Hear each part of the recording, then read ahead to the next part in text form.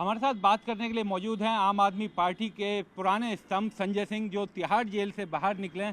संजय जी, एक तो तिहाड़ से आपको जमानत मिली, लेकिन आपसे बातचीत का सिलसिला मैं शुरू करना चाहूँगा 2011-12 रामलीला मैदान का। संजय जी, उस समय आप लोग कहा करते थे कि आरोप लगें तो जांच होनी चाहिए, गिरफ्तारी होनी चाहिए। इन 10, 11, 12 सालों में ऐसा क्या बदल गया कि अब जांच पर आपत्ति है, अब गिरफ्तारी पर आपत्ति है? इस समय एक तानाशाह हुकूमत है देश में, जो संविधान और लोकतंत्र को कुचलकर निर्वाचित मुख्यमंत्रियों को जेल में डालकर उनकी पार्टियों को खत्म कर रही है। ये सबसे बड़ा परिवर्तन है। और ये जो गलत परंपरा शुरू हुई, पहले हेमंत सोरेन को गिरफ्तार किया, जेल में डाला, अरविंद केजरीवाल को गिरफ्तार किया, जेल में डाला, कल को भगवंत मान को गिरफ्तार करो, जेल में डालो, विजयन जी को गिरफ्तार करो, जेल में डालो, स्टालिन को गिरफ्तार करो, जेल में डालो, सिद्धारमैया को गिरफ्तार करो, जेल में डालो, रेवंत रेड्डी को गिरफ्तार करो, जेल में डालो, ममता बनर्जी को गिरफ्तार करो, जेल में डालो। फर्जी मुकदमे ही तो लगाने हैं विक्रांत जी, कोई मेहनत थोड़ी करनी है। फर्जी मुकदमे लगाओ, जेल में डालो, इस्तीफा दो, पार्टी खत्म करो। तो इसके खिलाफ तो लड़ना पड़ेगा ना। लेकिन संजय जी, एक बड़ा परिवर्तन आया है कि एक तानाशाह की हुकूमत इस देश में है, जो निर्वाचित सरकारों को खत्म करने का काम कर रही है। लेकिन संजय जी, इसका दूसरा पहलू भी है। उस समय कहा जाता था, आप लोग कहते थे गिरफ्तारी होनी चाहिए, जांच होनी चाहिए, तब एक्शन नहीं होता तो सवाल उठता था। अब ये भी पहलू है, ये कहते हैं कि एक्शन हो रहा है तब भी दिक्कत है। अरे विक्रांत जी, निष्पक्ष जांच होनी चाहिए ना। अरविंद केजरीवाल पे आपने जांच क्या किया है, ये तो बताइए आप। मैं आपको बता रहा हूं, 294 गवाह सीबीआई के हैं, 162 गवाह ईडी के हैं, 50,000 की चार्जशीट, 50,000 पन्नों की इन लोगों ने दाखिल की है, ईडी सीबीआई ने मिला के। और कितने गवाहों ने केजरीवाल का नाम लिया? मात्र 4 गवाहों ने। और उनकी भी परिस्थितियां सुन लीजिए, कैसे गवाही दी उन्होंने। 16 सितंबर को पहला छापा मंगुंटा रेड्डी, राघव रेड्डी के घर पड़ता है। 10 फरवरी तक वो लोग केजरीवाल के खिलाफ कुछ नहीं बोलते। 10 फरवरी को उनको गिरफ्तार कर लिया जाता है। फिर 16 जुलाई तक वो 10 बयान देते हैं दोनों मिलके।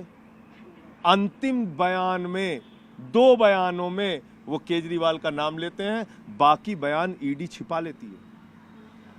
अगर आप निष्पक्ष जांच कर रहे हैं तो बयान आपने छिपाए क्यों? ये तो मैं धन्यवाद दूंगा कोर्ट का और हमारे वकीलों का। अभी आदेश हम लोगों को कुछ दिन पहले मिला कि भाई छिपाइए मत, जो आपने जांच किया है हमारे वकीलों को दिखाइए। ये अनरिलाइड अपॉन डॉक्यूमेंट में क्यों डाला है इनको? तो जब वकील देखने गए तो वो हैरान हो गए कि भाई शरद रेड्डी ने, मंगुंटा रेड्डी ने, राघव रेड्डी ने तो शुरुआती बयान में नाम ही नहीं लिया है केजरीवाल जी का। ये हो रहा है।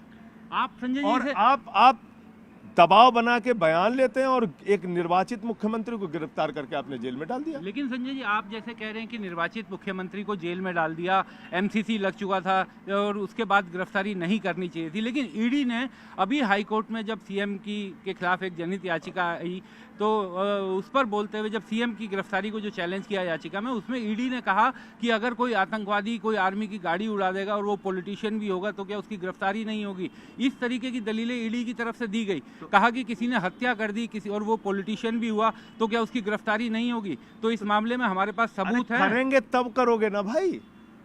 हमने हत्या की हो, अपराध किया हो, जुर्म किया हो, कहीं कुछ किया हो, तब तो आप करोगे। मैंने तो आपको बता दिया, 456 गवाह में 4 गवाह, वो भी किन परिस्थितियों में कैसे दबाव बना के तैयार किए गए। तो ये तो आप एक लोकतांत्रिक सरकार को कुचलने की कोशिश कर रहे हैं, हमारी पार्टी को खत्म करने की कोशिश कर रहे हैं। और भाजपाइयों को तो कम से कम भ्रष्टाचार के बारे में नहीं बोलना चाहिए। वो तो बोलते हैं तो लगता है ओसामा बिन लादेन अहिंसा पे उपदेश दे रहा है। भाजपाई किस बारे में बोलेंगे?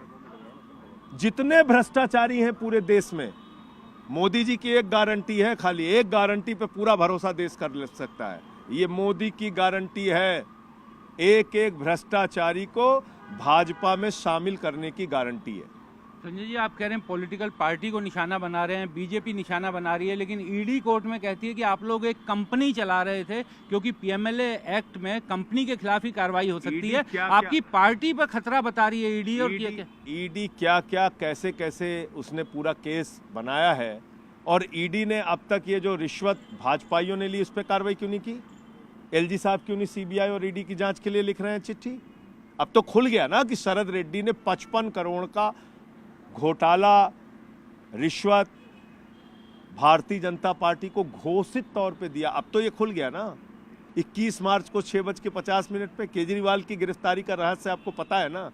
6:50 पे खुलासा हुआ वेबसाइट पे कि भाजपा ने 55 करोड़ की रिश्वत ली है शराब घोटाले के कारोबारी शरद रेड्डी से गिरफ्तारी के बाद, और 7:14 पे केजरीवाल के घर पे छापा होता है। 2.5 घंटे की पूछताछ के बाद गिरफ्तारी। संजय जी, एक बस आखिरी सवाल चलते चलते, आपकी पार्टी के कार्यकर्ताओं में एक जोश आ गया है, हर समय आपको देख करने के लिए भीड़ रहती है, कई लोग आपसे मिलने भी आ रहे हैं, तो जेल में ऐसा क्या चल रहा था कि इस पूरे जेल के दौरान भी अब जब बाहर निकले वही एनर्जी लेकर निकले, और उस तरीके से क्योंकि अब पार्टी के पास कोई और दूसरा नेता भी नहीं बचा है, अरविंद केजरीवाल जेल में, मनीष सिसोदिया जेल में, तो किस तरीके से पार्टी का आपको लग रहा है कि चुनाव प्रचार आप संभाल पाएंगे? 2 लाइन से कहना चाहता हूँ, उन्हें ये फिक्र है हरदम नया तर्जे जफा क्या है, हमें भी शौक है देखें सितम की इंतहा क्या है।